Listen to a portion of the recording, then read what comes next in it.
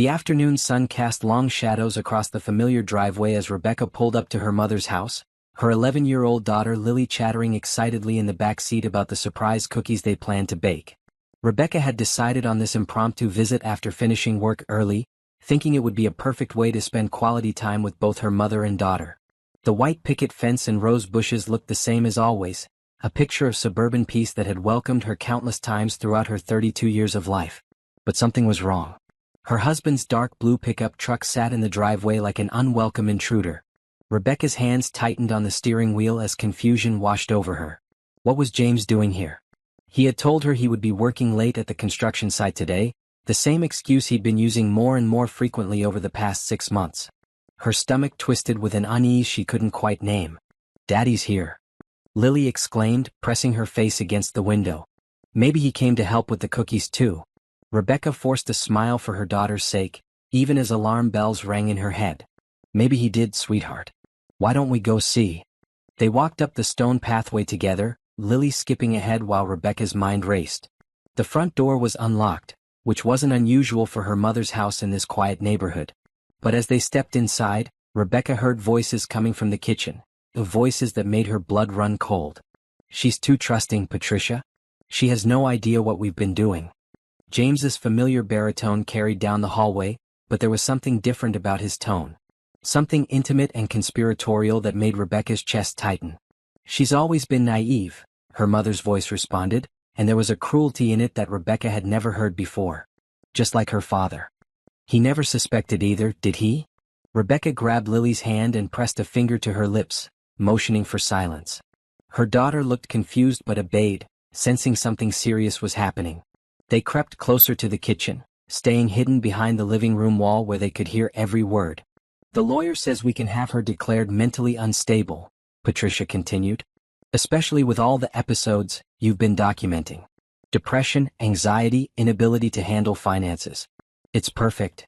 And then you get everything from her father's estate, and I get the house and custody of Lily," James added. "Rebecca won't know what hit her." The world seemed to tilt beneath Rebecca's feet. This couldn't be happening. Her own mother, the woman who had raised her, comforted her through breakups and celebrated her achievements, was plotting against her. And James, the man she had loved for 12 years, married for 8, was in on it. "She signed those papers last month thinking they were insurance forms," James continued. "She has no idea they were giving me power of attorney over the joint accounts." "Brilliant," Patricia laughed, a sound that chilled Rebecca to the bone. "And the mental health records you've been creating? All documented. Her erratic behavior, her spending problems, her inability to care for our child. I've been building the case for months." Rebecca felt Lily's small hand squeeze hers tighter. She looked down to see her daughter's wide, frightened eyes staring up at her. The child might not understand all the words, but she could sense the danger, the betrayal hanging in the air like poison.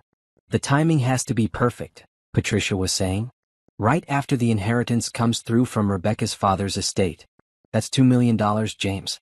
$2 million that should have been mine anyway." "Your ex-husband was a fool to leave everything to Rebecca," James replied. "But you're right, it should have been yours. You were married to him for 25 years. And now it will be. Once Rebecca is declared unfit and commits herself to that mental health facility we found, I'll be her legal guardian. All her assets will be under my control." Rebecca's legs felt weak. Her father had died 2 years ago in a car accident, leaving her his entire estate because he knew she would use it wisely and take care of Patricia in her old age. The irony was devastating. She had planned to make sure her mother lived comfortably for the rest of her life. Instead, Patricia and James had been scheming to steal everything. "What about Lily?" James asked. "Rebecca will fight for custody." "Not if she's in a mental institution," Patricia replied coldly. "And besides, that child adores me. She'll be better off with us anyway. Rebecca's too soft, too emotional. Always has been." Lily's grip on Rebecca's hand became painful, but Rebecca barely noticed. She was drowning in the revelation that everything she believed about her life was a lie. How long had this been going on? How long had her husband been documenting her every move, twisting normal stress and emotions into evidence of mental illness? "The affair helps too," James continued. "Shows her instability, her inability to maintain relationships. She hasn't suspected anything about us, has she?" "Nothing," Patricia confirmed. "She still thinks I'm the grieving widow who needs her support." And you're still the devoted husband working hard to provide for the family. An affair. The word hit Rebecca like a physical blow. Her husband and her mother. The two people she trusted most in the world had been betraying her in the most intimate way possible while planning to destroy her life. When do we make our move?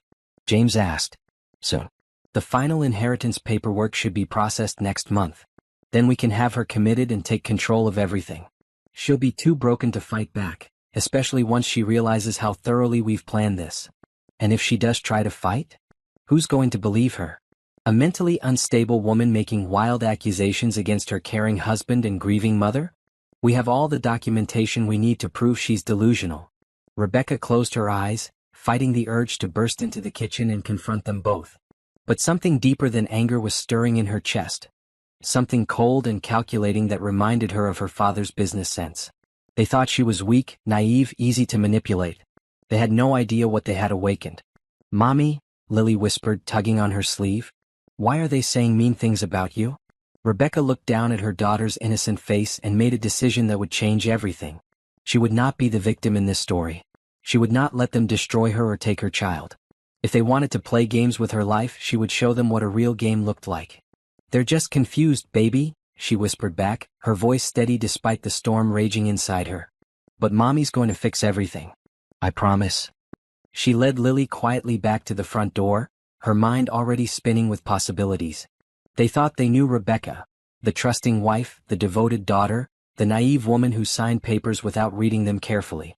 But they had forgotten something important about her.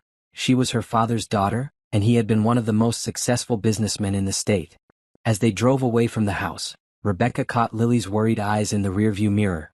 "Daddy and Grandma are in trouble, aren't they?" the little girl asked. "Yes, sweetheart," Rebecca replied, her voice calm and determined. "But not the kind of trouble they think they're in." For the first time in months, Rebecca smiled, not the forced, tired smile she'd been wearing lately, but something sharp and dangerous. James and Patricia had made one crucial mistake in their elaborate plan. They had underestimated her. The drive home from her mother's house felt surreal, as if Rebecca were moving through a dream where familiar streets and landmarks had taken on a sinister quality. Every traffic light, every turn, every mile that passed gave her more time to process what she had just heard. Her hands gripped the steering wheel so tightly her knuckles had turned white, but her voice remained calm when Lily asked questions from the back seat. "Are we still going to bake cookies with Grandma?" Lily asked, her voice smaller than usual. "Not today, sweetheart," Rebecca replied, glancing in the rearview mirror at her daughter's confused expression. "We'll bake cookies at home instead. Just you and me."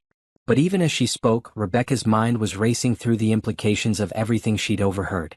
The mental health documentation James had mentioned. Suddenly so many things made sense. The way he'd been encouraging her to see a therapist after her father's death. The concerned comments about her mood swings and inability to cope. The gentle suggestions that maybe she was taking on too much at work, that maybe she needed help managing their finances. She had thought he was being supportive. Instead, he had been building a case against her sanity. When they arrived home at their modest two-story house with its cheerful yellow shutters and well-maintained lawn, Rebecca went through the motions of normalcy. She helped Lily with her backpack, started dinner preparations, and listened to her daughter chatter about school while her mind cataloged every interaction with James over the past year. The late nights at work that had become more frequent. The new cologne he'd started wearing. The way he'd become distant during their conversations but overly attentive when it came to her emotional state. The papers he'd brought home for her to sign, always with reasonable explanations that she'd accepted without question. "I'm so stupid," she whispered to herself as she chopped vegetables for dinner, but immediately stopped. No, she wasn't stupid. She had been trusting, which was different.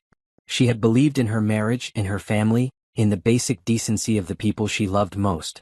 The sound of James's truck pulling into the driveway made her stomach clench. She looked at the clock, 6:30 p.m., earlier than his usual arrival time when he claimed to be working late. How many of those late nights had actually been spent with her mother? "Daddy's home," Lily called out, running toward the front door. Rebecca wiped her hands on a dish towel and tried to school her features into a normal expression. The front door opened and James walked in, looking exactly as he had every day for the past 8 years. Tall and broad-shouldered in his work clothes, dark hair slightly messy, that easy smile that had first attracted her in college. "Hey there, princess," he said, scooping Lily up in a hug. "How was school?" "Good. Mommy and I were going to bake cookies with Grandma, but then we came home instead, Lily chattered. Rebecca saw James's body tense slightly, his eyes finding hers over their daughter's head. Oh, you went to see your mom today? We thought we'd surprise her, Rebecca said carefully, watching his face. But she seemed busy, so we came home. Busy with what? The question was casual, but Rebecca could see the wariness in his eyes. I don't know.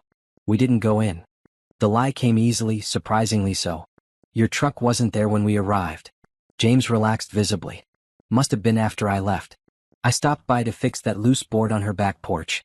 Took me about an hour. Another lie, delivered with the same easy confidence he'd always shown. How long had he been lying to her? How many conversations had been performances, carefully crafted to maintain the illusion of their happy marriage while he planned to destroy her? That's nice of you, Rebecca said, proud of how steady her voice sounded. Dinner will be ready in about 20 minutes. As James headed upstairs to shower, Rebecca's phone buzzed with a text message. Patricia's name appeared on the screen. Sorry I missed you today, honey. James told me you stopped by. Rain check on those cookies. Rebecca stared at the message, feeling sick. Even this casual, loving text from her mother was part of the lie. Patricia knew exactly why Rebecca hadn't come in. She had probably been watching from the window, laughing with James about their close call. She typed back, "Of course, Mom. Love you." The words felt like poison on her fingers, but she needed to maintain the facade while she figured out her next move. During dinner, Rebecca observed her family with new eyes. Lily chattered about her day, occasionally asking James about his work or telling Patricia's funny stories from their previous visits. James played the part of the devoted father perfectly, asking questions about homework and school friends while serving himself from the dishes Rebecca had prepared. "You're quiet tonight," he commented, reaching over to squeeze her hand. "Everything okay?" The concern in his voice sounded so genuine that for a moment, Rebecca almost doubted what she'd heard. Almost. But then she noticed how his thumb rubbed across her wedding ring, and she remembered his voice saying, "She'll be too broken to fight back." "Just tired," she replied. "Long day at work. Maybe you should talk to Dr. Williams about adjusting your medication," James suggested gently. "You seem stressed lately." Dr. Williams, the therapist James had recommended after her father's death. Another piece of the puzzle clicked into place. How many of their sessions had been reported back to James? How many of her grief responses and emotional struggles had been documented as evidence of mental instability? Maybe, she agreed, while mentally adding Dr. Williams to her growing list of people she could no longer trust. After Lily went to bed, Rebecca sat in their living room pretending to read while James watched television. The normalcy of the scene felt grotesque now that she knew the truth. This man sitting 3 feet away from her, occasionally commenting on the news or asking if she wanted tea, was actively working to have her committed to a mental institution. "I've been thinking," James said during a commercial break. "Maybe we should talk to someone about our finances. Get professional help organizing everything." Rebecca's blood chilled. "What do you mean?" "Well, you've been struggling to keep track of the bills lately, and with the inheritance from your dad still being processed." He trailed off, giving her that same concerned look. "I just want to make sure we're handling everything properly." She had not been struggling with bills. She had always been meticulous about their finances, just like her father had taught her. But she realized now that James had probably been intercepting mail, changing account passwords, creating evidence of financial mismanagement. "That's thoughtful of you," she said carefully. "But I think we're managing fine." "Are we though?" James turned to face her fully, his expression serious. "Rebecca, honey, I found 3 unpaid bills in your purse last week. And you overdrew the checking account twice last month." "I did not," she started to protest, then stopped. Of course she hadn't. But if James had access to their accounts through those papers she'd signed, he could have orchestrated those overdrafts himself. "It's okay," he said, reaching over to pat her knee. "There's no shame in admitting when we need help. Your dad's death was traumatic. It's natural that you're struggling to cope." The gaslighting was so subtle, so perfectly executed, that Rebecca felt a chill of genuine fear. If she hadn't overheard that conversation today, she might have started believing him. She might have accepted his version of reality and allowed herself to be slowly convinced that she was losing her mind. "You're right," she said finally. "Maybe I should get some help." James smiled, the same warm smile she'd fallen in love with 12 years ago. "That's my girl. I'll make some calls tomorrow, see what options are available." After he went to bed, Rebecca sat in the darkness of their living room, her mind working through everything she now knew. The scope of the betrayal was staggering. Not just the affair, but the systematic destruction of her identity and autonomy. They had been playing a long game, slowly isolating her from her own life while positioning themselves to inherit everything she held dear. But they had made one crucial error in their perfect plan. They had let her overhear them celebrating their victory before they had actually won. Rebecca smiled in the darkness, feeling something cold and determined settling in her chest. Tomorrow she would start her own long game. She would gather evidence, build allies, and prepare for a war that James and Patricia didn't even know they had started. They thought she was weak and naive. They were about to learn exactly how wrong they were. Rebecca woke before dawn, her body tense with purpose. James slept peacefully beside her, one arm thrown across her pillow, the picture of an innocent husband. She studied his face in the dim morning light, searching for signs of the man she'd heard plotting her destruction just 24 hours ago. His features were the same, the strong jaw she'd once loved to trace with her fingers, the dark eyelashes Lily had inherited, the small scar above his left eyebrow from a childhood accident he'd told her about on their third date. But everything had changed. She slipped out of bed and padded quietly to the kitchen, starting the coffee maker and opening her laptop on the dining table. While James and Lily slept, she began her investigation. First, she checked their bank accounts using passwords that, thankfully, James hadn't changed yet. What she found made her stomach turn. 3 large withdrawals over the past 2 months, each one coinciding with days James claimed to be working late. The withdrawals were made from an ATM near Patricia's house. Another nail in their coffin of lies. She screenshot everything, saving the images to a hidden folder on her laptop. Next, she searched through her email for anything she might have missed. Buried in her spam folder, she found several statements from credit cards she didn't remember opening.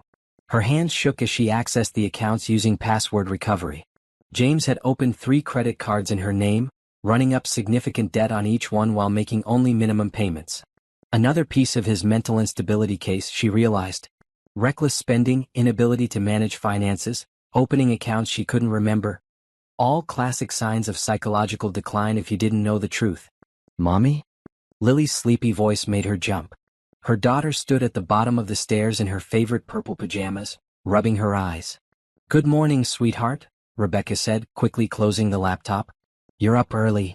"I had a bad dream," Lily said, climbing onto Rebecca's lap. "About Daddy and Grandma being mean to you." Rebecca's heart clenched. "It was just a dream, baby. Sometimes our minds worry about things that aren't real."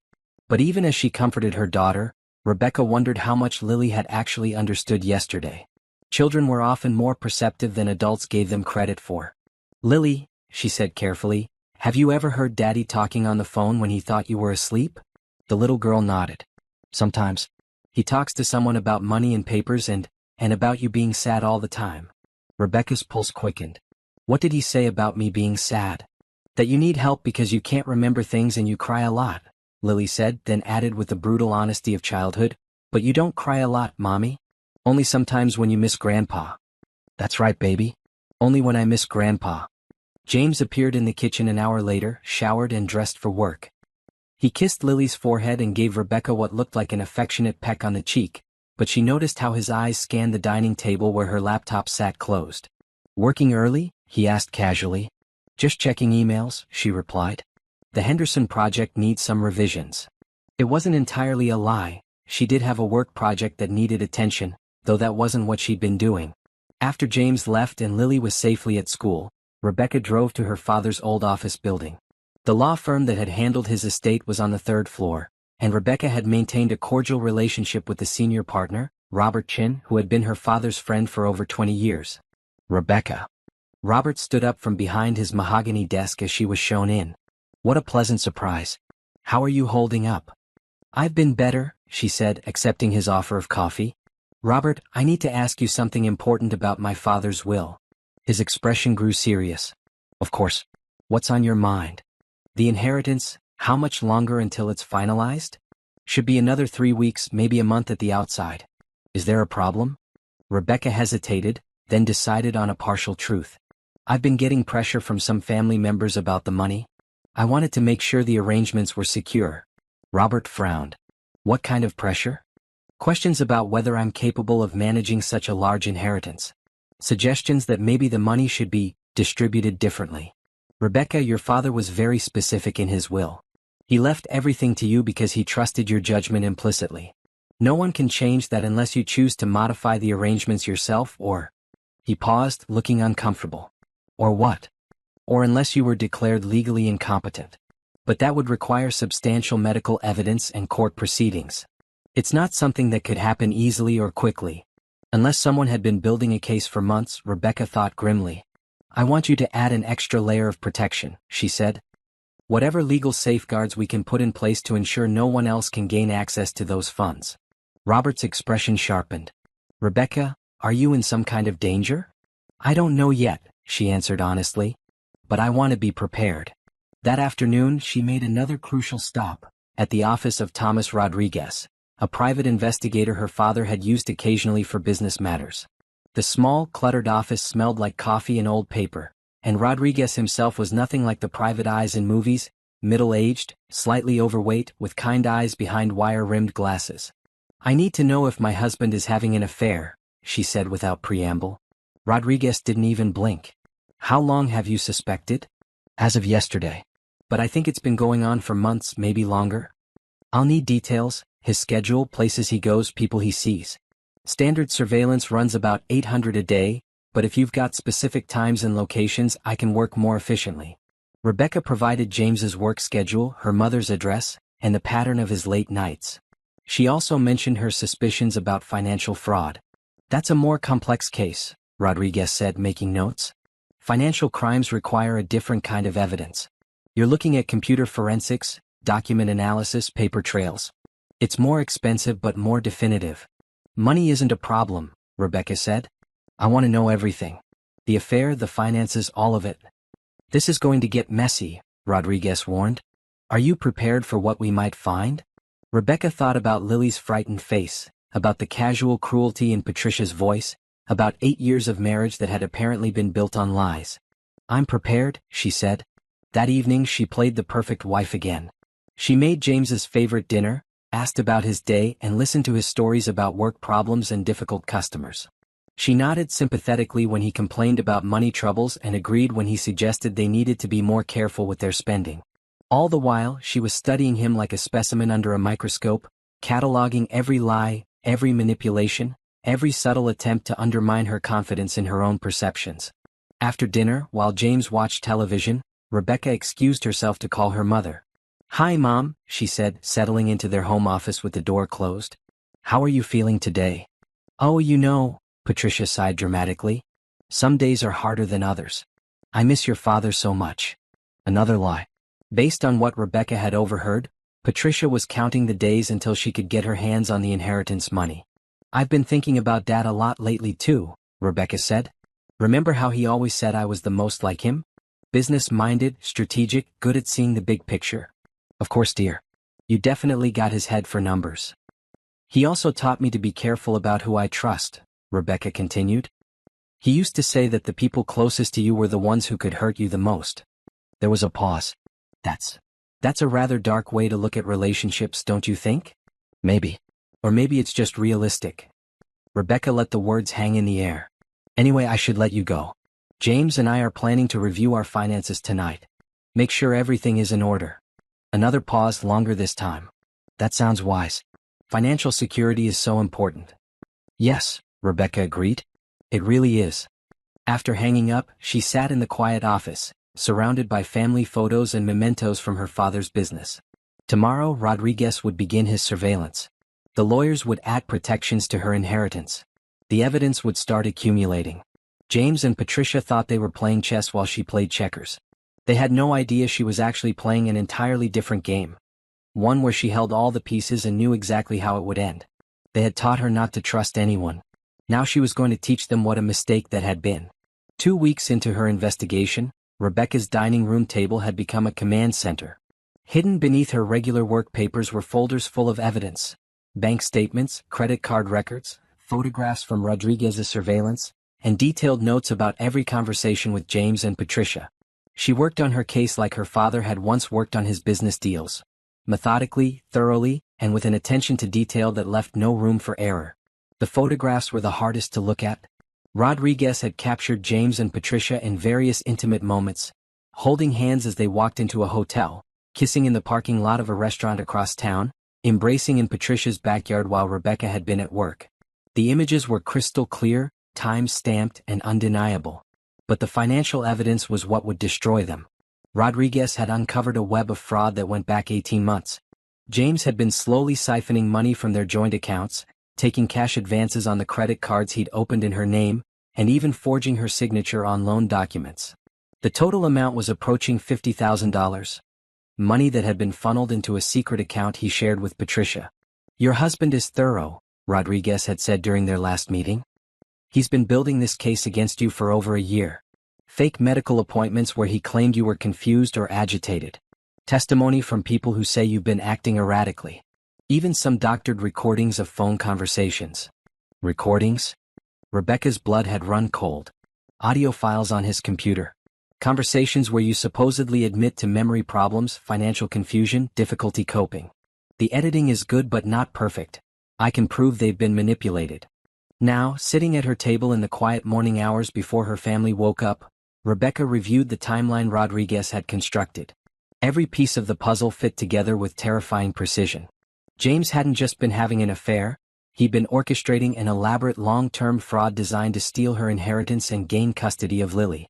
Her phone buzzed with a text from her college friend Michelle, who lived 2 states away. "Haven't heard from you in months. Everything okay?" Rebecca stared at the message, realizing she hadn't spoken to any of her friends in ages. When had that happened? Slowly, she remembered James's gentle suggestions that maybe she was becoming too isolated, too dependent on people who didn't really understand what she was going through after her father's death. He had encouraged her to focus on family instead of maintaining friendships that were draining her energy. Another layer of isolation, another way to cut off her support system. She typed back, "Could really use a friend right now. Can I call you tonight?" Michelle's response was immediate, "Of course. I'm here for you." That afternoon, Rebecca made another visit to Robert Chen's law office. This time, she brought a thick folder of evidence. "I need to show you something," she said, spreading Rodriguez's photographs across Robert's desk. "My husband is having an affair with my mother." Robert's eyebrows shot up, but he maintained his professional composure as he examined the images. "These are quite damning. But Rebecca, adultery alone isn't grounds for. There's more." She showed him the financial records, the forged documents, the evidence of systematic fraud. "They're trying to steal my inheritance by having me declared mentally incompetent." As Robert reviewed the evidence, his expression grew increasingly grim. "This is criminal fraud, Rebecca. Multiple felonies. You need to take this to the police immediately." "Not yet," she said. "I want to be absolutely sure I have everything. If I move too soon and they destroy evidence or disappear." "What are you planning?" Rebecca had been thinking about this question for days. "I want them to incriminate themselves completely. I want them so confident in their plan that they can't possibly claim innocence later." Robert studied her carefully. "That's a dangerous game. What if they move faster than you expect?" "They won't. The inheritance isn't finalized yet, and they need that money to make their plan work. They think they have time." "And you're absolutely sure you want to go down this road? Once you start this process, there's no going back. Your marriage will be over, your relationship with your mother will be destroyed." Rebecca thought about Lily's frightened face, about the casual cruelty in Patricia's voice, about 8 years of lies and manipulation. "Those relationships were destroyed the moment they decided to betray me," she said. "I'm just making sure everyone else knows it too." That evening, she called Michelle and told her everything. It felt strange to speak the truth after weeks of careful lies and performances. "Oh my God, Rebecca," Michelle breathed. "I can't believe they would do this to you. What can I do to help?" "Just be my witness," Rebecca said. "I need people who can testify that I'm not the mentally unstable woman they're going to claim I am." "Done." "And Rebecca? Your dad would be so proud of how you're handling this. You're just like him, smart, strategic, and absolutely ruthless when someone tries to hurt your family." After hanging up, Rebecca felt stronger than she had in months. She wasn't alone in this fight, and she wasn't the helpless victim James and Patricia believed her to be. Over the next week, she began setting subtle traps. She left carefully worded documents where James might find them. Fake therapy notes suggesting she was struggling with reality, fabricated bank statements showing even more financial confusion than he'd created. She wanted him to feel confident, to believe his gaslighting was working perfectly. She also started recording her own conversations with both James and Patricia, using a small device Rodriguez had provided. The recordings captured James's constant undermining of her confidence, his suggestions that she couldn't trust her own memory, his careful manipulation of facts to support his narrative of her decline. Most damning of all was a phone call with Patricia where her mother expressed concern about Rebecca's ability to care for Lily. "I just worry that you're not thinking clearly, dear," Patricia said, her voice dripping with false concern. "James mentioned that you forgot to pick Lily up from school last week." Rebecca had never forgotten to pick up her daughter. James had picked Lily up early without telling Rebecca, then claimed she'd been confused about the time. "Maybe you're right, Mom," Rebecca said into the phone, knowing every word was being recorded. "Maybe I do need more help than I thought." "That's nothing to be ashamed of, sweetheart. Family is here to support you through difficult times." Family. The word tasted like poison now. But Rebecca smiled as she hung up the phone. Patricia had just given her the perfect recording of feigned concern while plotting to steal her daughter and her money. The trap was almost ready. In just a few more days, she would have enough evidence to ensure that James and Patricia never hurt anyone else the way they tried to hurt her. They thought they were so clever, so careful in their planning. They had no idea that every move they'd made had been anticipated, documented, and turned against them by the woman they'd underestimated so completely. Rebecca's support network grew stronger each day as she carefully reached out to people from her past, reconnecting with relationships that James had subtly encouraged her to abandon. Michelle had connected her with 2 other college friends, both of whom remembered Rebecca as sharp, capable, and emotionally stable, perfect witnesses to contradict any claims of mental illness. But her most important ally came from an unexpected source. "Mrs. Thompson?" The voice on the phone was unfamiliar but professional. "This is Grace Martinez from Martinez Accounting. I worked with your father for 15 years before he passed." Rebecca's pulse quickened. She remembered Grace, a sharp-eyed woman in her 50s who had managed her father's business finances with legendary precision. "Grace, how are you? I haven't heard from you since Dad's funeral." "I'm well, thank you. But I'm calling because something's been bothering me for months. I received some strange phone calls about your father's estate and your mental state." The caller claimed to be conducting a competency evaluation. Rebecca's grip tightened on the phone. What kind of questions were they asking? "About your involvement in your father's business decisions before he died. Whether you'd shown signs of confusion or poor judgment. Whether you'd seemed emotionally unstable during our meetings." Grace's voice hardened. "Mrs. Thompson, I told them they had the wrong information. You were always clear-headed, professional, and completely competent in every interaction we had." Who was calling Grace? A man who said he was a court-appointed psychologist. Dr. Nathan Williams. The same Dr. Williams that James had recommended for therapy. Rebecca felt pieces clicking into place like a jigsaw puzzle. "Grace, would you be willing to testify about those phone calls if necessary?" "Absolutely. Your father trusted you completely, and anyone who worked with you both knows you're just as sharp as he was." "What's really going on here, Rebecca?" Rebecca made a decision. "Can we meet in person?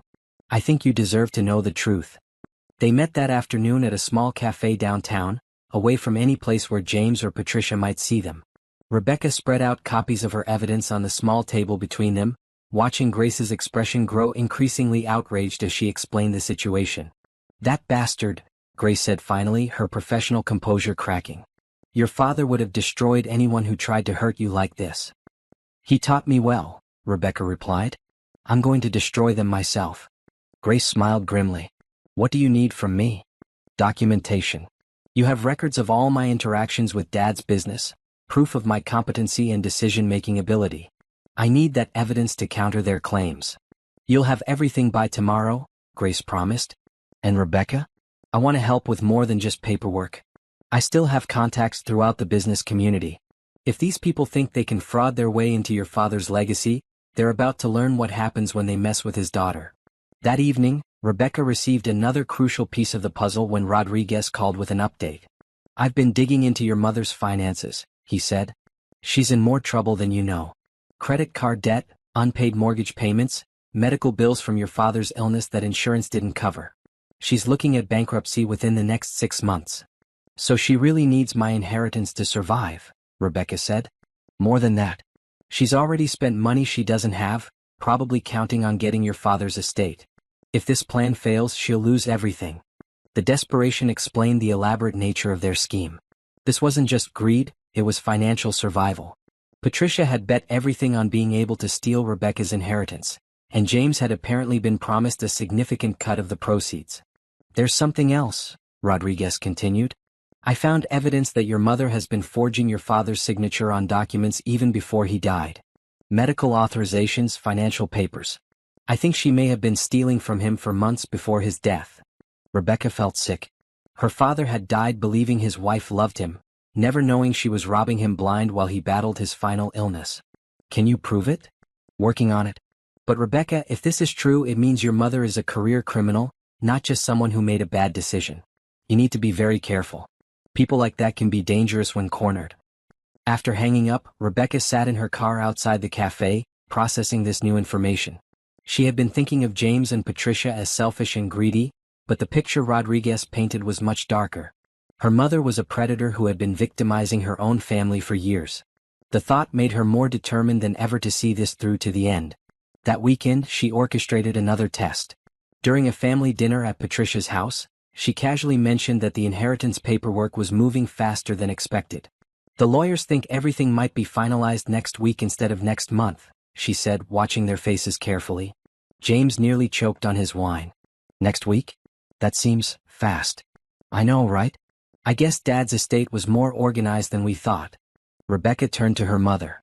"Mom, you'll finally be able to stop worrying about money.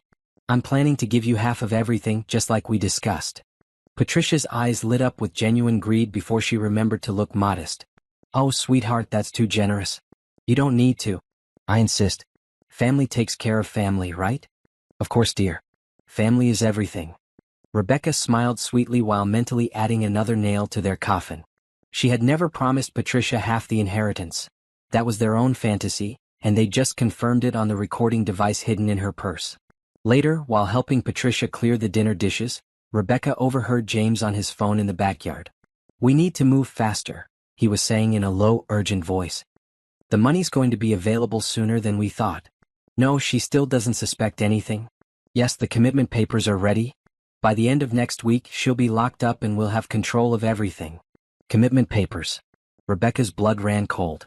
They weren't just planning to have her declared incompetent. They were planning to have her involuntarily committed to a mental health facility. She finished helping with the dishes while her mind raced through the implications.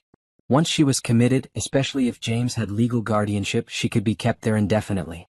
She might never see Lily again. The stakes had just gotten much higher. That night, she called Rodriguez with the new information.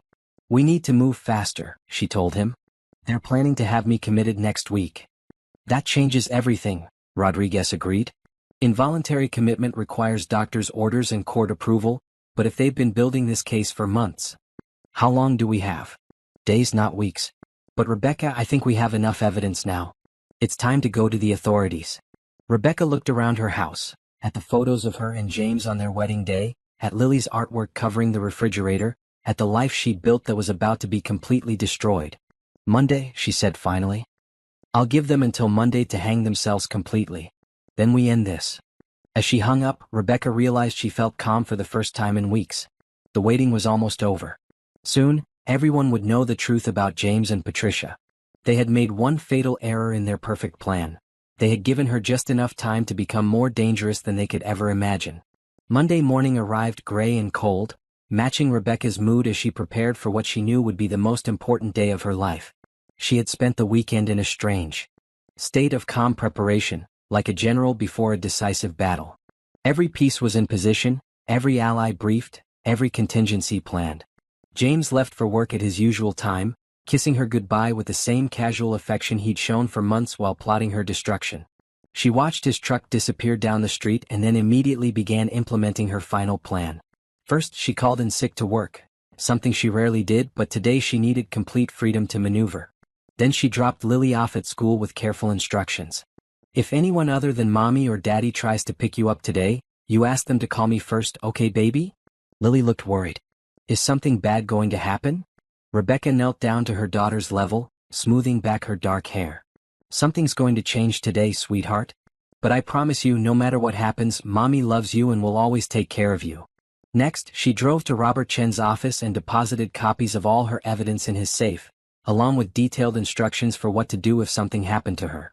Are you sure about this timing? Robert asked, his face creased with concern. Once we trigger this, there's no going back. I'm sure, Rebecca said. But I want to give them one last chance to show their true colors. Tonight, they're going to reveal everything, and I want it all on record. Her final stop was at Rodriguez's office, where she picked up the last piece of equipment she would need, a sophisticated recording device that would capture not just audio but also GPS location data and timestamps. Remember, Rodriguez said as he showed her how to operate it, this device will upload everything to a secure cloud server in real time. Even if something happens to you, the evidence will be preserved. Nothing's going to happen to me, Rebecca said with more confidence than she felt. But it's good to have insurance. That afternoon, she made the phone call that would set everything in motion. Hi, James, she said when he answered his work phone. I need to tell you something important. Can you come home early today? What's wrong? His voice was sharp with concern, or maybe fear. I've been doing some thinking about what you said. About getting help. About not being able to handle things on my own. Rebecca let her voice waver slightly. I think you're right. I think I need to be somewhere safe where people can take care of me. The silence on the other end of the line stretched for several heartbeats. Rebecca, are you saying? I want to check myself into a facility. Tonight. Before I do something that hurts our family. Oh, honey, James's voice was warm with fake sympathy and genuine relief. That's such a brave decision. I'm so proud of you for recognizing that you need help. Can you come home? And maybe call Mom? I want both of you here when I make the arrangements. Of course. I'll be there in an hour and I'll call Patricia right away. Rebecca smiled grimly as she hung up. James's eagerness to rush home and include Patricia in this conversation told her everything she needed to know. They probably had commitment papers already prepared, just waiting for her to provide them with the perfect justification. She spent the next hour preparing her house for what would likely be her last evening in it as a married woman. She hid cameras in the living room and kitchen, tiny devices Rodriguez had provided that would record everything that happened. She activated the recording device she carried and made sure her phone was set to automatically upload audio to the cloud. Then she sat down and waited. James arrived first, his face a mask of concern that didn't quite hide his excitement. He hugged her tightly, and Rebecca had to resist the urge to pull away from his touch. How are you feeling? He asked, guiding her to sit on their couch. Scared, she said honestly. But I know it's the right thing to do. I can't keep living like this, forgetting things, making mistakes with money, being confused all the time. You're not confused, sweetheart. You're sick. But sickness can be treated. Patricia arrived 20 minutes later, sweeping into the house with an expression of maternal concern that made Rebecca's stomach turn. Oh, my poor baby, she said, gathering Rebecca into a hug that felt like being embraced by a snake. James told me what you've decided. I think it's very wise. They sat together in the living room. The same room where Rebecca had played with Lily as a toddler, where she and James had watched movies and planned their future, where they had celebrated birthdays and holidays as a family. Now it was about to become the scene of their final betrayal. I've already made some calls, James said, pulling out his phone. There's a very good facility about 2 hours from here. They have an opening tonight. Tonight? Rebecca let alarm creep into her voice. That seems so fast. Sometimes fast is better, Patricia said, taking Rebecca's hand. Before you lose your nerve. But what about Lily? What will we tell her? James and Patricia exchanged a quick look that the hidden cameras captured perfectly. We'll tell her that Mommy is going somewhere to get better, James said. She'll understand. Kids are resilient. And she'll be well taken care of, Patricia added. James and I will make sure of that. The possessive way they spoke about her daughter made Rebecca's hands clench, but she forced herself to remain calm. What about my father's inheritance? She asked. The lawyers said it should be finalized this week. Another loaded look between them. Don't worry about that, James said. I'll handle all the paperwork while you focus on getting better. You won't have to think about any of it. Actually, Patricia said, her voice carefully casual, it might be wise to sign power of attorney over to James before you go. Just temporarily until you're feeling more like yourself. There it was. The final piece of their plan, delivered with Oscar-worthy performances of love and concern. I suppose that makes sense, Rebecca said slowly. You have the papers ready? James reached into his briefcase and pulled out a thick folder. I had our lawyer prepare everything just in case you ever needed help managing things. Rebecca pretended to read through the documents while her mind cataloged every detail for the recording devices. The papers were comprehensive, They would give James complete control over her finances, her property, and her medical decisions. Once signed, she would be completely at their mercy. "There's one more thing," Patricia said as Rebecca stared at the papers. "The facility requires, well, they need assurance that you won't try to leave against medical advice. So there's a form stating that you're voluntarily admitting yourself for an indefinite period." Indefinite period. Rebecca's blood chilled, but she kept her expression neutral. "How indefinite?" she asked. "Until the doctors think you're ready," James said. "Could be months, maybe longer. But Rebecca, this is about getting you the help you need." They were planning to lock her away forever. Take her money, take her child, and leave her trapped in a mental health facility with no way to prove her sanity. Rebecca looked at the people she had once loved most in the world and felt the last traces of doubt disappear. "Can I call Lily first?" she asked. "I want to say goodbye properly." "Of course," James said. "But maybe don't go into too much detail. We don't want to frighten her." Rebecca walked into the kitchen to make the call, knowing they would follow to listen. She dialed Lily's school and spoke to the secretary. "Hi, this is Rebecca Thompson. I need to speak to my daughter Lily. It's a family emergency." While she waited for Lily to come to the phone, she watched James and Patricia whispering urgently in the living room. They thought they had won.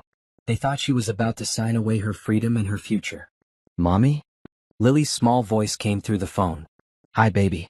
I need you to listen very carefully to Mommy, okay? Do you remember our secret code word?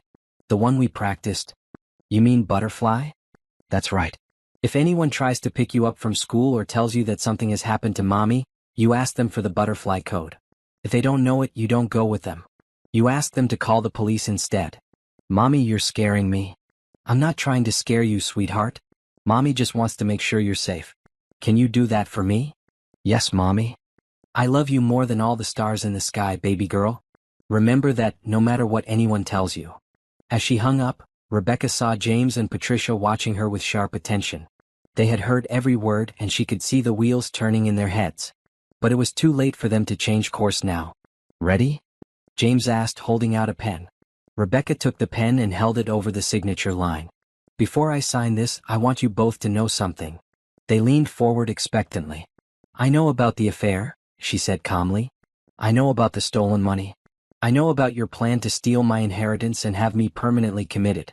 And I know that every word you've spoken in the last hour has been recorded and will be used as evidence when you're both arrested." The color drained from both their faces as the implications hit them. "You're confused, Rebecca," James said, but his voice shook. "You're not thinking clearly." "I'm thinking more clearly than I have in months," she replied. "Did you really think I was stupid enough to fall for this?" Patricia stood up abruptly. "You're having another episode, dear. The stress of everything." "Sit down, Mom," Rebecca said sharply.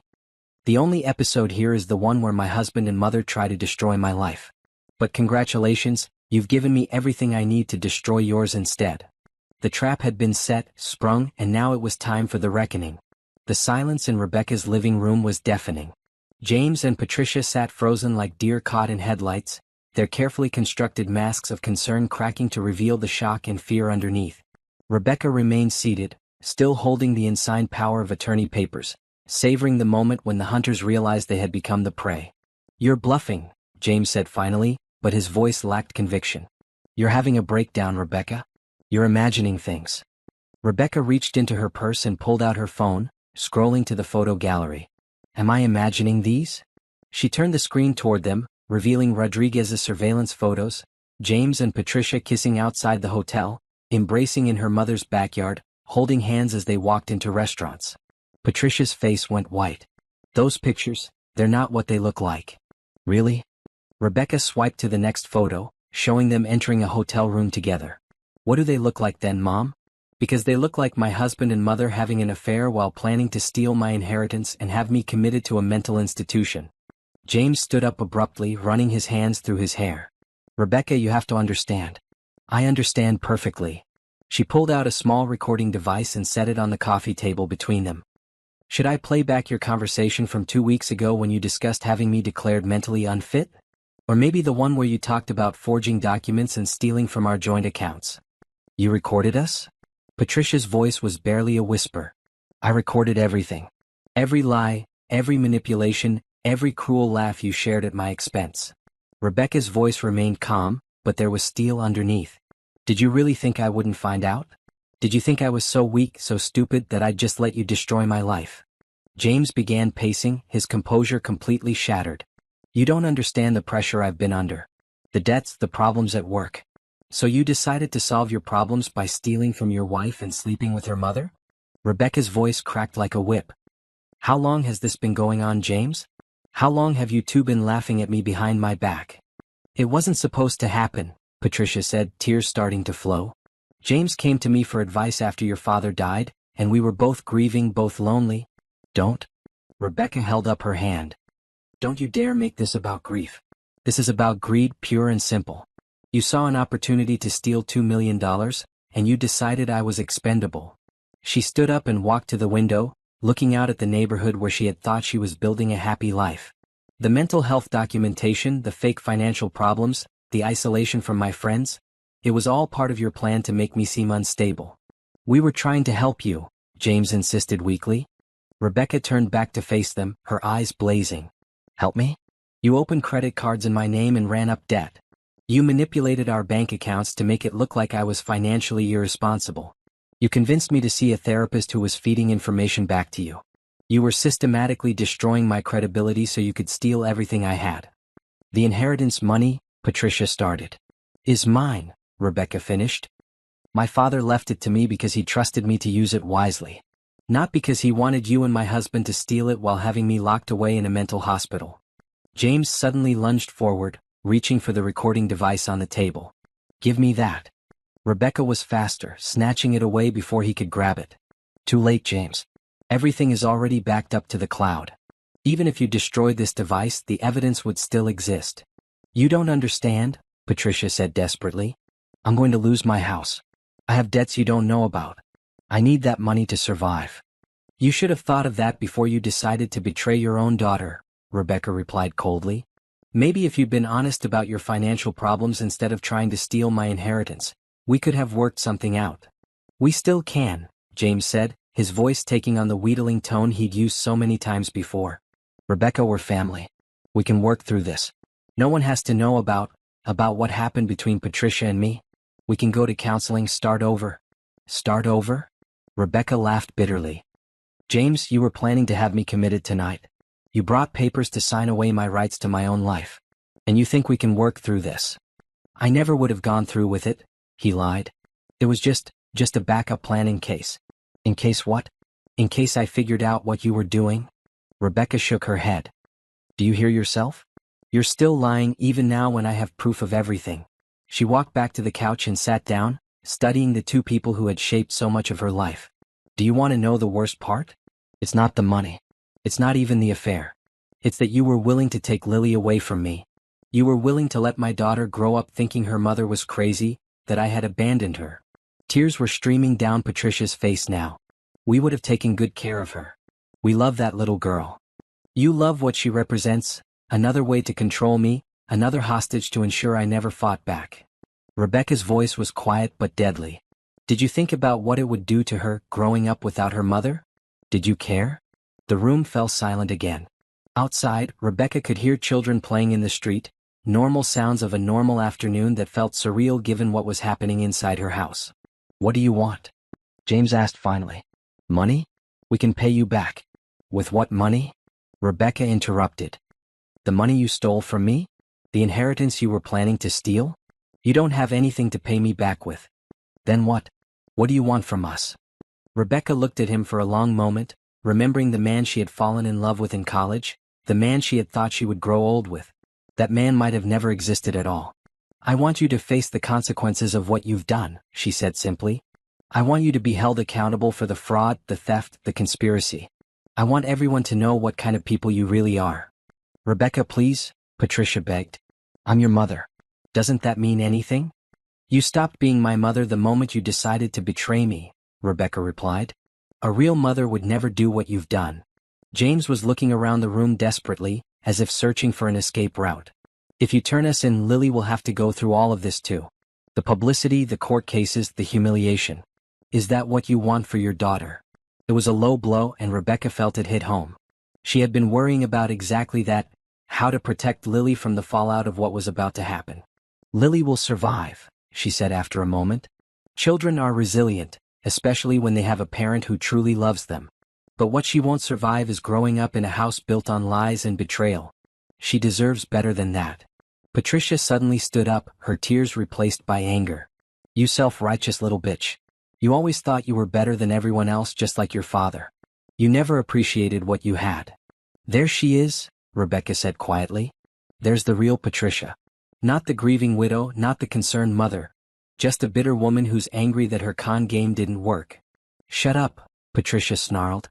You have no idea what it was like being married to your father, always being compared to his precious daughter, always being told I wasn't smart enough or capable enough. So you decided to prove him right by stealing from your own child? Patricia raised her hand as if to slap Rebecca, but James caught her wrist. Don't, he said urgently. You'll just make it worse. Worse? Patricia yanked her hand free. How could it be worse? She's going to destroy us both anyway. Rebecca watched this exchange with detached interest. The masks were completely off now, revealing the ugly truth underneath. You're right about one thing, she said finally. I'm going to destroy you. Both of you. Because you made one crucial mistake in your perfect plan. What mistake? James asked. Rebecca smiled, cold and dangerous. You forgot that I'm my father's daughter. And he taught me that when someone betrays you, you don't just fight back. You make sure they can never hurt anyone else again. The confrontation was over. Now came the reckoning. 3 days after the confrontation in her living room, Rebecca sat in Detective Sarah Martinez's office at the county sheriff's department, watching as boxes of evidence were wheeled past the open door. The detective, a sharp-eyed woman in her 40s, had been assigned to what was already being called one of the most elaborate domestic fraud cases in the county's history. Your documentation is extraordinary, Detective Martinez said, flipping through Rodriguez's surveillance photos. Most fraud cases take months to build this kind of evidence. You did it in less than 3 weeks. I had help, Rebecca replied. And motivation. I'll say. Your husband's financial crimes alone are going to put him away for 5 to 10 years. Add in the conspiracy charges and the attempted involuntary commitment. She shook her head. He's looking at serious prison time. The charges had been filed immediately after Rebecca turned over her evidence. James had been arrested at his construction job, taken away in handcuffs while his co-workers watched in. The local newspaper had picked up the story within hours, and Rebecca's phone hadn't stopped ringing with calls from reporters wanting details about the inheritance theft conspiracy. What about my mother? Rebecca asked. Patricia Thompson is facing her own set of charges. Fraud, conspiracy, elder abuse for what she did to your father before he died. We're still uncovering the extent of her crimes. Detective Martinez leaned back in her chair. Your private investigator found evidence that she's been running variations of this con for years. We're looking into her previous marriages now. Rebecca felt sick. Previous marriages? She was married twice before your father, both times to wealthy older men who died under questionable circumstances. We're reopening those cases.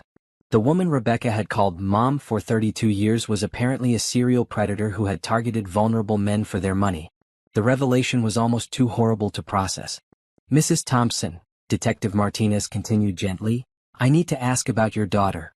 Are you prepared for what she's going to go through when this goes to trial? Rebecca had been dreading this conversation. Lily knows that her father did something wrong and can't live with us anymore. I've started her in counseling to help her process everything. But she doesn't know the full extent of it yet. The media attention is only going to get worse.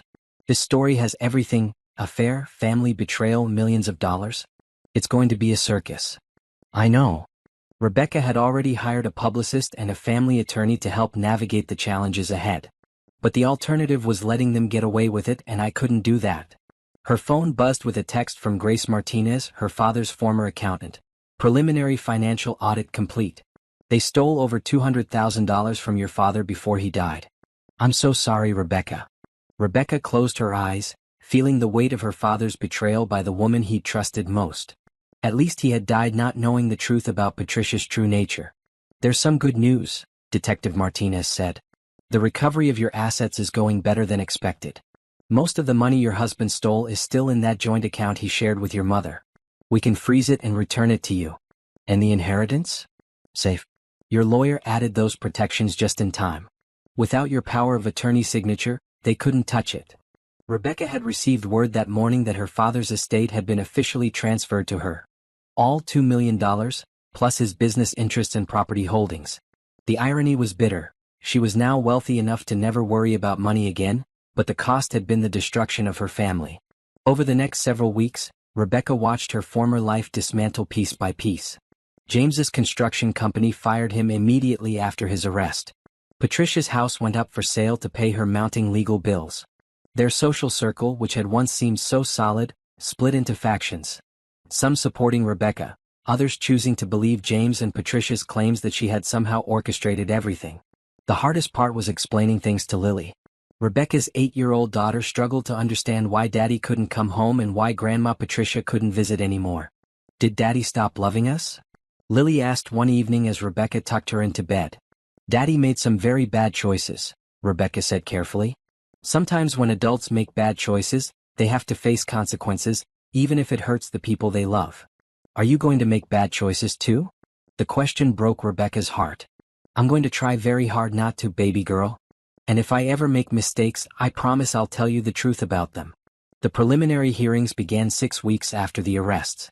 Rebecca sat in the courthouse gallery, watching James in his orange jumpsuit as the prosecutor read the charges against him. 23 counts of fraud, forgery, theft, and conspiracy. The man she had once planned to grow old with was facing decades in prison. Patricia's hearing was worse. The evidence of her crimes went back 15 years, and prosecutors were seeking maximum sentences on all counts. As Rebecca watched her mother being led away in shackles, she felt no satisfaction, only a deep sadness for the family that had never really existed. James's lawyer tried to negotiate a plea deal, claiming his client had been manipulated by Patricia and wasn't the mastermind of the scheme. But the evidence was overwhelming: recorded conversations, financial documents, testimony from Dr. Williams, who was facing his own charges for falsifying psychiatric evaluations. The media coverage was relentless. Rebecca had to hire a security company to monitor her house after receiving threatening phone calls from people who believed James and Patricia's version of events. Some callers accused her of destroying her family out of spite. Others suggested she had orchestrated the entire situation to steal money that rightfully belonged to her mother. "The price of justice," Grace Martinez told her during one of their weekly coffee meetings. "Your father always said that doing the right thing was rarely the easy thing. I keep wondering if I should have handled it differently," Rebecca admitted. "Maybe if I had confronted them privately, worked out some kind of arrangement." "They would have destroyed you," Grace said firmly. "People like that don't stop, Rebecca. They would have taken everything you had and then moved on to their next victim. You saved yourself and probably others." The financial investigation revealed the full scope of the conspiracy. James had been systematically stealing from their joint accounts for 18 months, taking cash advances on credit cards he'd opened in her name, even forging her signature on loan applications. The total theft was approaching $250,000. Patricia's crimes were even more extensive. She had been stealing from Rebecca's father for years, forging his signature on checks and credit applications, even taking out life insurance policies that would have paid her substantial sums upon his death. "Your mother is a sociopath," Dr. Jennifer Walsh, the court-appointed psychiatrist, explained during a victim impact meeting. "She shows no remorse for her actions and continues to blame others for her situation. In her mind, she's entitled to whatever she can take." As the court cases progressed, Rebecca began the slow process of rebuilding her life. She sold the house she had shared with James, she couldn't bear to live there anymore, and bought a smaller place across town where she and Lily could start fresh. The inheritance money allowed her to take control of her father's business interests, and she discovered she had a talent for investment management that her father would have been proud of. Within 6 months, she had doubled the value of the portfolio he'd left her. But the real victory was simpler. Every night, she tucked Lily into bed in a house free of lies and deception. Every morning, she woke up knowing that the people in her life were there by choice, not manipulation. The consequences had been devastating, but they had also been necessary. James and Patricia had gambled everything on their ability to destroy her, and they had lost spectacularly. Justice, Rebecca discovered, was not warm or comforting, but it was final. 1 year after Rebecca had overheard that devastating conversation in her mother's kitchen, she stood in the hallway outside courtroom 4A, waiting for the final chapter of the legal proceedings that had consumed so much of her life. Today, Judge Harrison would deliver the sentences for both James and Patricia, bringing their criminal cases to an end. Rebecca wore a navy blue suit, professional, composed, showing the world that she had survived their attempts to destroy her. Beside her sat Rodriguez, who had become not just her private investigator but a trusted friend, and Grace Martinez, whose testimony about Patricia's financial crimes had been crucial to the prosecution's case. "You ready for this?" Rodriguez asked quietly. "I've been ready for a year," Rebecca replied. The courtroom was packed with reporters, family friends, and curious onlookers drawn by the sensational nature of the case. Rebecca's story had made national news. The woman who discovered her husband and mother's affair and conspiracy, then methodically gathered evidence to expose their crimes. Some media outlets had portrayed her as a hero. Others suggested she was vindictive and cold-hearted. Rebecca no longer cared about public opinion. She cared about justice. James was brought in first, wearing a gray suit that hung loosely on his frame. Prison food and stress had taken their toll over the past year. He had aged dramatically, his face gaunt and his eyes hollow. When he saw Rebecca in the gallery, he looked away quickly. Patricia followed, escorted by 2 bailiffs. At 63, she looked every day of her age and more. Her carefully maintained appearance had crumbled during months in county jail. The woman who had once prided herself on her elegance now looked like what she truly was, a common criminal. Judge Harrison, a stern woman in her 50s, reviewed the case files before addressing the court. "This case has been extraordinary in its scope and disturbing in its nature," she began. "The defendants conspired not just to commit financial fraud, but to systematically destroy the mental health and family relationships of their victim. The level of premeditation and cruelty involved goes far beyond typical white-collar crime." She turned to James first. "Mr. Thompson, you have been found guilty of 23 felony counts including fraud, forgery, theft, and conspiracy. You betrayed your wife's trust in the most fundamental way, stealing not just her money but attempting to steal her freedom and her relationship with her child. The psychological harm you inflicted may never fully heal." James stood shakily as she continued. "I hereby sentence you to 12 years in state prison, with possibility of parole after 8 years. You will also pay full restitution to your victim and be subject to a permanent restraining order preventing any contact with Mrs. Thompson or her daughter." Rebecca felt no satisfaction at the sentence, only a sense of finality. 12 years seemed both too much and too little for the destruction James had tried to cause. Patricia's sentencing was harsher. The evidence of her long history of financial predation had convinced the judge that she was a career criminal who posed a continuing threat to society. "Mrs. Thompson, your crimes span decades and multiple victims," Judge Harrison said. "You have shown no remorse and continue to blame others for your actions. Your manipulation of vulnerable elderly men, including your late husband, represents a pattern of behavior that cannot be tolerated." Patricia was sentenced to 18 years in prison with no possibility of parole for 12 years. At her age, it was effectively a life sentence. As the bailiffs led them away, Patricia turned back toward the gallery and caught Rebecca's eye. For a moment, the mask of self-pity fell away, and Rebecca saw pure hatred in her mother's face. It was chilling but also liberating. Any lingering doubt about her mother's true nature vanished completely. Outside the courthouse, Rebecca faced a crowd of reporters. She had prepared a statement, but when the time came, she spoke from the heart. "This case was never about revenge," she said, looking directly into the cameras. "It was about protecting my daughter and ensuring that other families don't go through what we experienced. Financial fraud isn't a victimless crime, it destroys lives, breaks apart families, and leaves lasting psychological scars." "Do you have any regrets about pursuing these charges?" a reporter asked. Rebecca considered the question carefully. "I regret that it was necessary. I regret that people I loved were capable of such cruelty. But I don't regret fighting back. No one should have to accept being victimized by the people they trust most." "What's next for you and your daughter?" "We're moving forward," Rebecca said simply. "We're building a new life based on honesty and trust. That's all anyone can do." The civil cases had been resolved months earlier. Rebecca had recovered not just the money James and Patricia had stolen, but additional damages for emotional distress and the costs of the investigation. The total settlement was substantial, but money could never fully compensate for the violation of trust she had experienced. More importantly, she had gained something invaluable: the knowledge that she could survive anything. The shy, trusting woman who had signed papers without reading them was gone, replaced by someone stronger and more self-reliant. That evening, Rebecca and Lily sat in their new house, a cozy cottage with a large backyard where they had planted a vegetable garden together.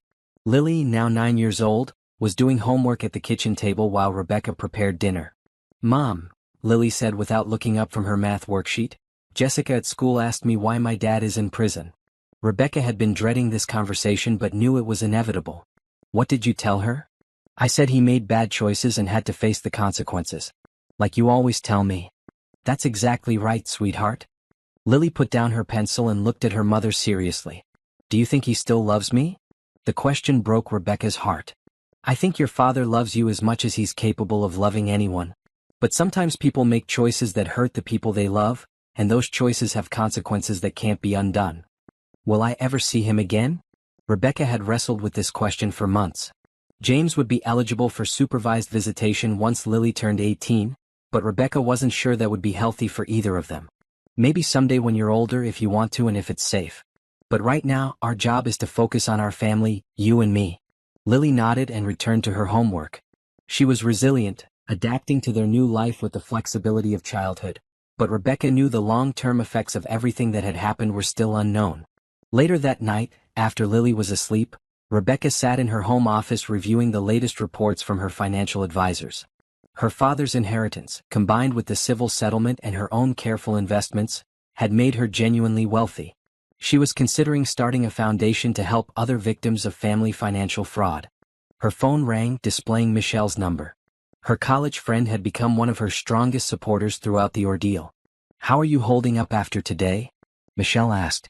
Better than I expected, Rebecca said. There's something to be said for closure. Any second thoughts about the sentences? None. They made their choices and now they're facing the consequences. I'm just grateful it's over. So what's next for the newly wealthy and single Rebecca Thompson? Rebecca smiled. Honestly, I'm thinking about dating again. Really? After everything you've been through? Because of everything I've been through. I know what I will and won't accept in a relationship now. I know my own worth. That's actually liberating.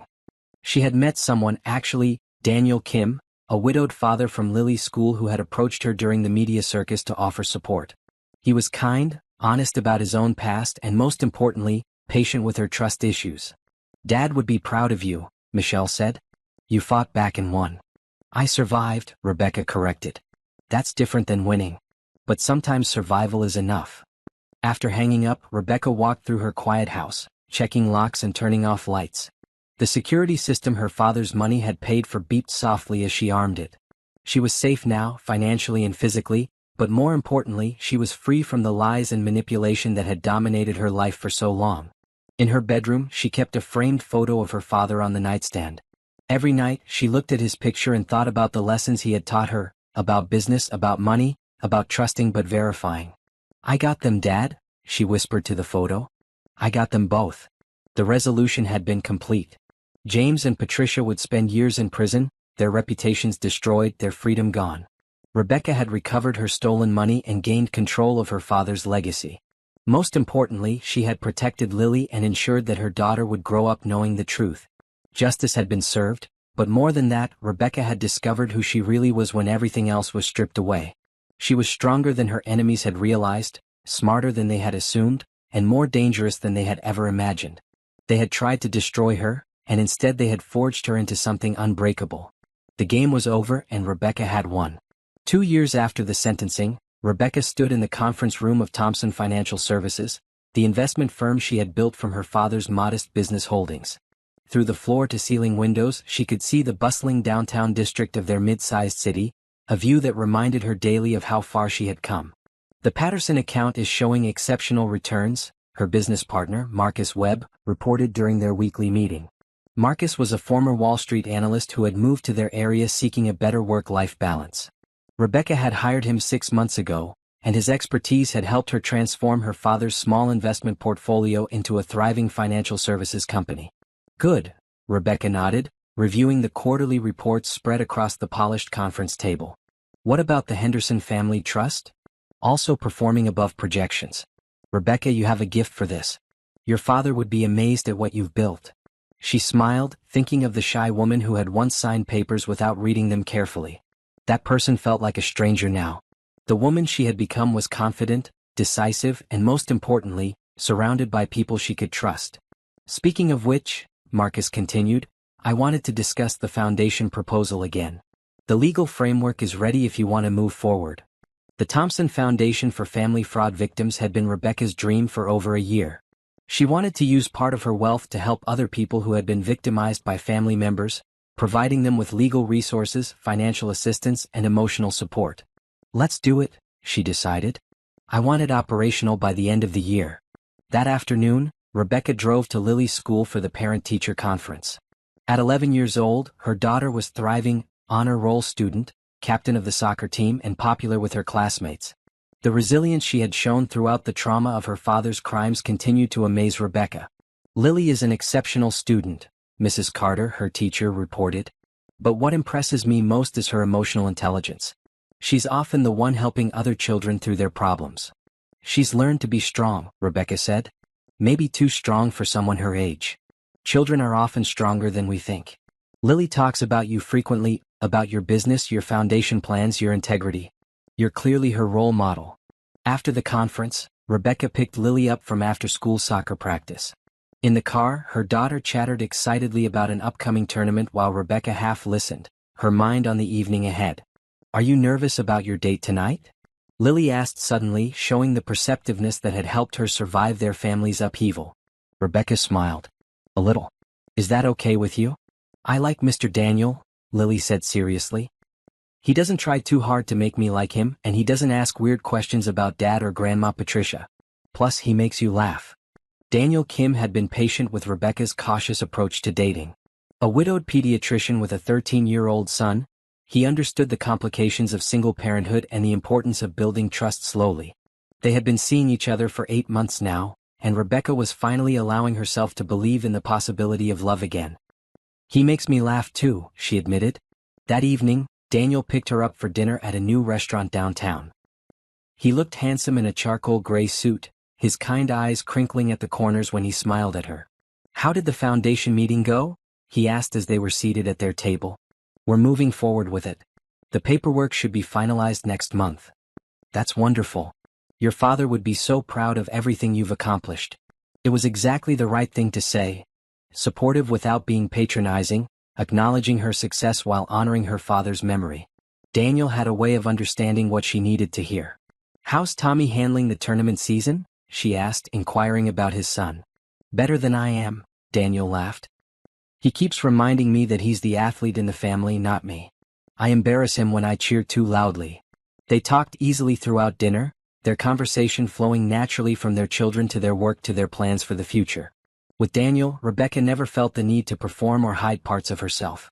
He had known her story from the beginning, the fraud, the betrayal, the court cases, and had never treated her like a victim or a curiosity. I have something to tell you, Daniel said over dessert, his expression growing serious. Rebecca's stomach tightened. In her experience, serious conversations rarely led to good news. I got a job offer, he continued. Children's Hospital in Denver. It's a significant promotion, Chief of Pediatric Cardiology. That's wonderful, Rebecca said automatically, even as her heart sank. You must be thrilled. I am. It's everything I've worked toward professionally. But... He reached across the table and took her hand. It would mean leaving here. Leaving you and Lily. The restaurant suddenly felt too warm. Rebecca had just begun to trust again, to open her heart to the possibility of a future with someone, and now that future was being threatened by opportunity and distance. When would you need to start? She managed to ask. They want an answer by next month, and if I accept, I'd start in January. 3 months away. Rebecca's mind immediately began calculating, could she relocate her business? Would Lily be okay with another major change in her life? Was she ready for that kind of commitment? I know it's a lot to ask, Daniel said quietly, but I was hoping you and Lily might consider coming with me. Denver's a great city, there are excellent opportunities for your business, and the schools are top-notch. Rebecca looked at this man who had helped her learn to trust again, who had shown Lily that not all men would betray the people they claimed to love. The thought of losing him was painful, but the thought of uprooting their carefully rebuilt life was terrifying. I need time to think, she said honestly. Of course. Take all the time you need. That night, after Daniel dropped her off with a gentle kiss goodnight, Rebecca sat in her living room staring at the family photos that documented their new life. Pictures of her and Lily at the beach, at Lily's soccer games, at the groundbreaking ceremony for her office building. Evidence of the stability they had created together after so much chaos. But there were also newer photos, pictures that included Daniel and his son Tommy. Birthday parties, hiking trips, family dinners. Evidence that their small family had grown to include people they could trust and love. Lily appeared in the doorway in her pajamas. How was your date? Good. Complicated, but good. Her daughter curled up beside her on the couch. Is Mr. Daniel moving away? Sometimes Lily's intuition was unsettling in its accuracy. He might be. He got offered a really good job in Denver. Are we going with him? I don't know yet, sweetheart. How would you feel about that? Lily was quiet for a long moment. I'd miss this house, and my friends, and my soccer team. Those are all important things. But I'd also miss Mr. Daniel if he left without us. And Tommy's my friend too now. Rebecca wrapped her arm around her daughter. What do you think we should do? I think, Lily said with the wisdom of a child who had survived too much upheaval, that we should go where we can be happy and safe with people who really love us. Over the next 2 weeks, Rebecca wrestled with the decision. She consulted with Marcus about relocating the business, researched schools in Denver, even flew out for a weekend to look at neighborhoods and meet Daniel's colleagues. What she discovered was that Denver offered everything they had built in their current city, plus the opportunity for growth and new adventures. More importantly, she realized that home wasn't the physical place they lived. It was the people they chose to build a life with. The final piece of the puzzle came when she received a call from Detective Martinez. I wanted to give you an update, the detective said. Patricia Thompson died in prison yesterday. Heart attack. Rebecca felt strangely empty at the news. How do I tell Lily? However feels right to you. But Rebecca, this means it's really over now. That chapter of your life is completely closed. That evening, Rebecca sat Lily down and explained that her grandmother Patricia had died. Her daughter took the news with surprising calm. I stopped thinking of her as my grandmother a long time ago, Lily said. She wasn't really family anymore after what she did. You're right, Rebecca agreed. Family is about the people who love and support you, not just blood relations. Like Mr. Daniel and Tommy? Like Daniel and Tommy. The next day, Rebecca called Daniel with her decision. If the offer is still open, Lily and I would like to come to Denver with you. His joy was evident even over the phone. Are you sure? I don't want you to feel pressured. I'm sure, she interrupted. We've built something good here, but we can build something even better together. 6 months later, Rebecca stood in the kitchen of their new house in Denver, a beautiful colonial in a quiet neighborhood with excellent schools. Through the window, she could see Lily and Tommy playing soccer in the backyard while Daniel grilled dinner on the patio. Thompson Financial Services had successfully relocated, with Marcus running the original office while Rebecca established the Denver branch. The foundation was operational and had already helped 12 families navigate the legal and emotional aftermath of financial fraud by relatives. But the real success was simpler and more profound. Rebecca had learned to trust again, to love again, to believe in the possibility of happiness after betrayal. She had built a new family based on honesty, respect, and genuine affection. Her phone buzzed with a text from Michelle. Saw the engagement announcement in the paper. So happy for you. Rebecca looked down at the diamond ring Daniel had given her the week before. Not ostentatious, but beautiful and meaningful, chosen with thought and care. Their wedding was planned for the following spring, a small ceremony with close friends and family who had supported them through their journey. Mom? Lily called from the backyard. Come join us. We're playing 2-on-2. Rebecca stepped outside into the warm evening air, where Daniel wrapped his arm around her waist and kissed her temple. Happy? He asked. Incredibly, she replied, and meant it completely. The woman who had once been too trusting, too naive, too willing to sign papers without reading them, was gone. In her place stood someone stronger, wiser, and more capable of protecting the people she loved. The betrayal by James and Patricia had nearly destroyed her, but it had also taught her invaluable lessons about her own strength and resilience. She had faced the worst that people could do to someone they claimed to love, and she had not just survived, she had thrived. The inheritance her father left her had been about more than money. It had been about the values he instilled in her, the strength he helped her discover, and the knowledge that she was capable of anything. As she joined her family, her chosen family, on the lawn, Rebecca felt the deep satisfaction of a life rebuilt on her own terms. James and Patricia had gambled everything on her weakness, and they had lost spectacularly. She had won not just justice but something far more valuable. The chance to build a new life filled with people who genuinely loved and supported her. The game was over, and Rebecca had achieved the ultimate victory: happiness, security, and the knowledge that she would never again be anyone's victim. She was exactly who she was meant to be.